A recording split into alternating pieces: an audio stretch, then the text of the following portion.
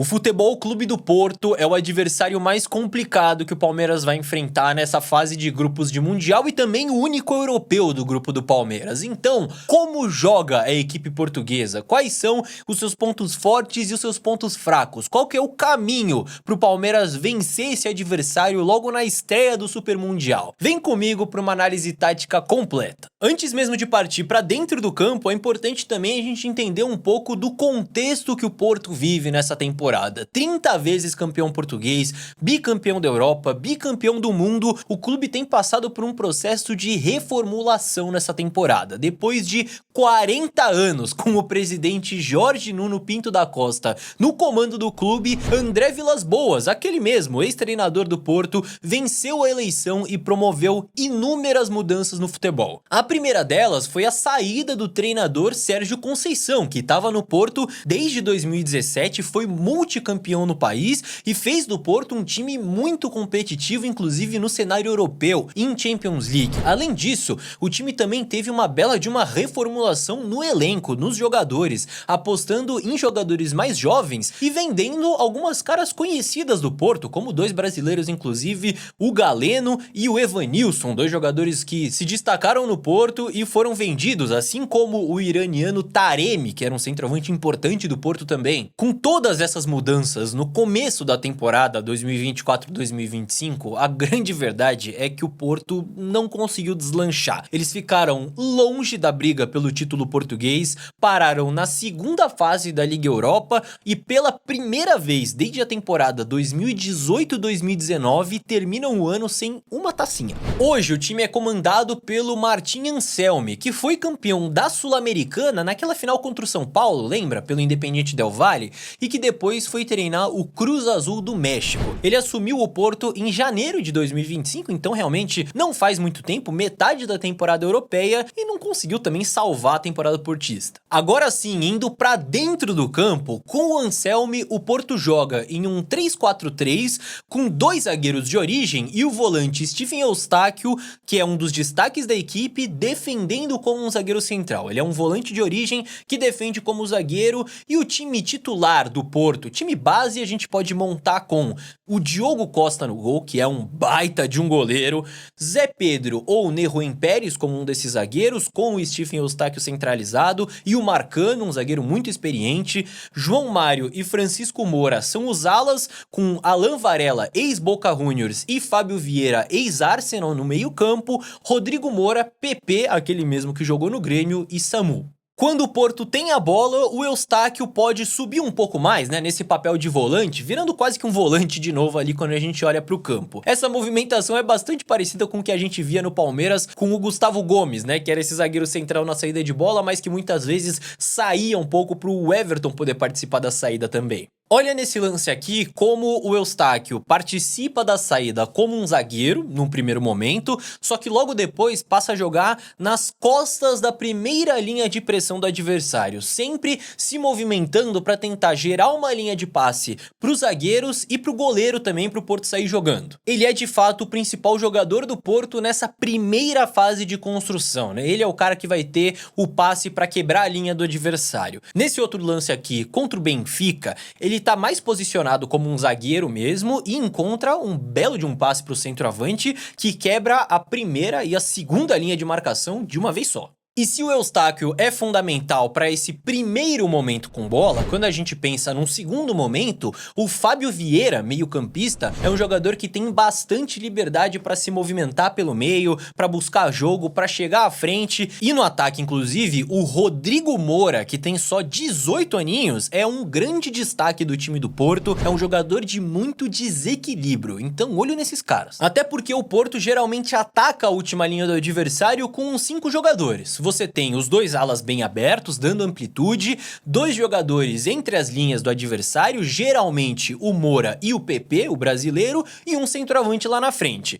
E nessa dinâmica ofensiva, esses 3 jogadores da frente, né, os 2 meio atacantes e o centroavante, ficam sempre fazendo movimentos complementares. Enquanto um se aproxima da jogada para dar opção de passe, os outros 2 atacam o espaço. Nesse lance aqui, perceba como é o PP que se aproxima da jogada para dar opção de passe, e quando o ala é acionado pela direita, o Moura e o Samu, que é o centroavante do time, atacam o espaço. Inclusive o Samu é um outro jogador que o Palmeiras pode ficar de olho, tá? Porque ele é um centroavante jovem, muito alto, tem 1,93 e foi o artilheiro do Porto nessa temporada. Ele só não brigou de fato pela artilharia do Campeonato Português porque o Sporting tem o Gyökeres, né? O centroavante sueco, não sei se você conhece, mas bicho, o cara terminou a temporada com mais gols do que jogos, então também é sacanagem. Outro padrão do time do Porto quando ataca é a dinâmica de alternância entre os alas. Quando o time tá construindo, o ala que tá mais perto da bola baixa para ajudar a jogar, para ajudar a construir,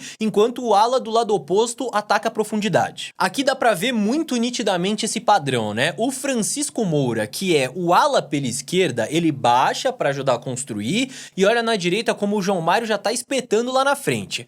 Quando a bola roda, o Moura vai pra frente, ataca o espaço para receber a bola, enquanto do outro lado o João Mário fica mais, até para evitar que o time fique muito exposto também. Inclusive tem um gol do Rodrigo Moura contra o Casa Pia pelo Campeonato Português que resume muito bem essa maneira do Porto de atacar. Vejam só como o Eustáquio aqui está nas costas da primeira linha do adversário, então o time vai rodando a bola com os dois alas bem abertos.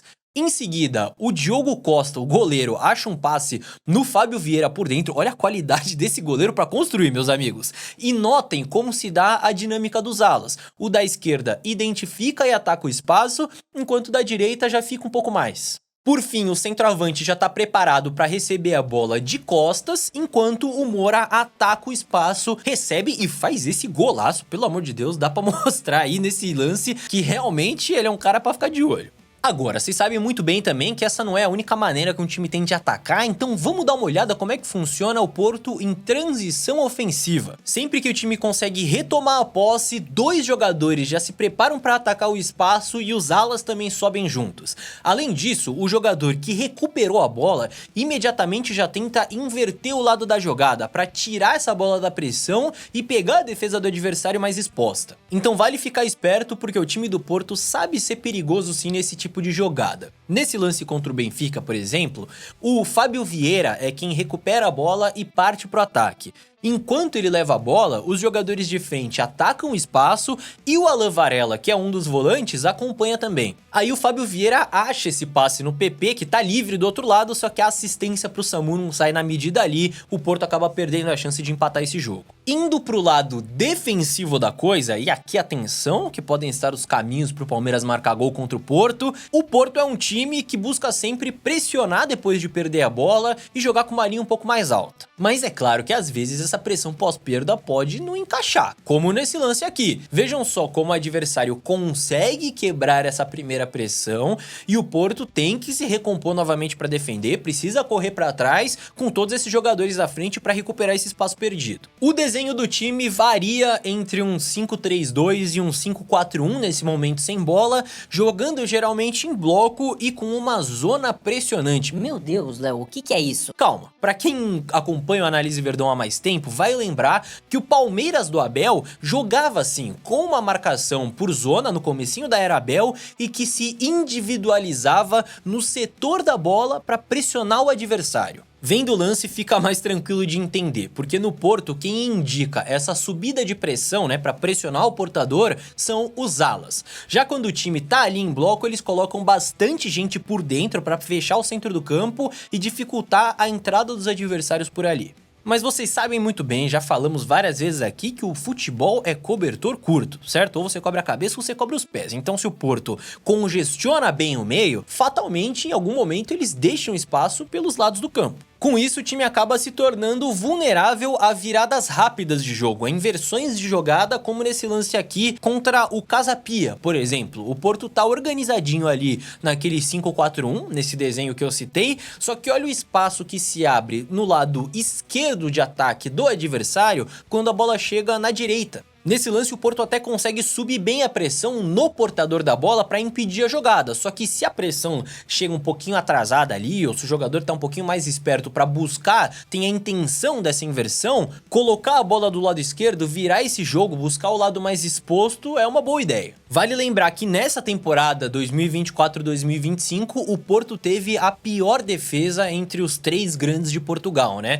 Ficou atrás do Sporting, ficou atrás do Benfica, esses dois inclusive brigaram pelo título português até as últimas rodadas, enquanto o Porto ficou para trás bem antes. Outra fragilidade defensiva que o Palmeiras pode explorar nesse Porto é a bola parada, meus amigos. Esse é um ponto que eles vêm sofrendo desde a chegada do Martin Anselmi em janeiro desse ano. Como eles defendem essas bolas paradas majoritariamente em zona, ou seja, protegendo o espaço com uma ou duas perseguições ali dentro da área, muitas vezes os jogadores adversários conseguem ficar sozinhos, conseguem se desvencilhar, conseguem ficar numa boa posição para cabecear. Olha nesse lance aqui, escanteio do Benfica, como o Otamendi, zagueiro do Benfica, consegue tirar bem o seu marcador para chegar primeiro ali na entrada da pequena área, e o Florentino Luiz, que é ali o número 61, ele fica sozinho perto da marca do pênalti, né? Só que o cobrador aqui quis tentar um gol olímpico, aí fica difícil também. Mas é um ponto a se atentar, porque isso se repete também nas faltas laterais, não só em escanteios. Mais um lance aqui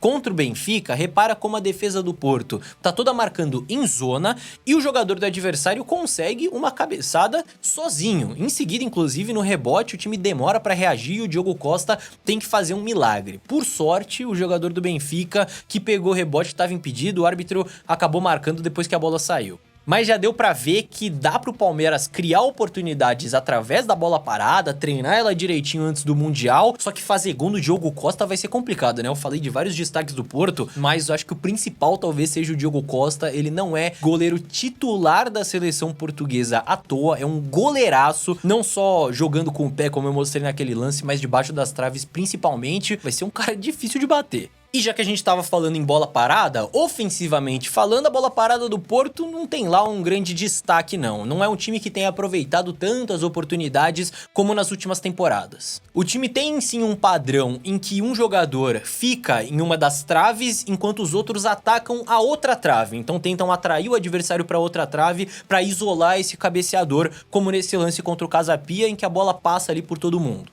Mas, sob comando do Martin Anselmi, de fato foram pouquíssimos gols de bola parada que o Porto marcou até aqui. De fato é um time que não vive a sua melhor fase, tem um elenco jovem e fatalmente inexperiente, só que ao mesmo tempo com bastante qualidade técnica. Não tenham dúvidas de que, pelo menos pensando nessa fase de grupos, o Porto vai ser o principal desafio do Palmeiras nesse Mundial. Até porque a gente sabe da qualidade que o futebol europeu tem de uma maneira geral, a régua que o Porto joga quando disputa a Champions League, mesmo a Europa League, então de fato vai ser um adversário complicado, tem jogadores bons. É um time que tá em baixa, sim, é fato, não é aquele Porto de anos atrás. Só que não deixa de ser bom e não deixa de ser melhor que Al Ahly e que Inter Miami. No entanto, comparando com outros possíveis adversários europeus que o Palmeiras poderia pegar, como o PSG, como o Real Madrid, Manchester City, enfim, a distância do Palmeiras pro Porto não é tão abismal quanto para esses outros times. Mas vocês sabem bem, né? Jogo de estreia, ainda vai ter aquele nervosismo de início de competição, não vai ser um jogo fácil e o Palmeiras precisa sim tomar todos os cuidados necessários com o Porto. E nessa análise deu pra ver, né? Deu pra entender tudo que o Palmeiras precisa tomar cuidado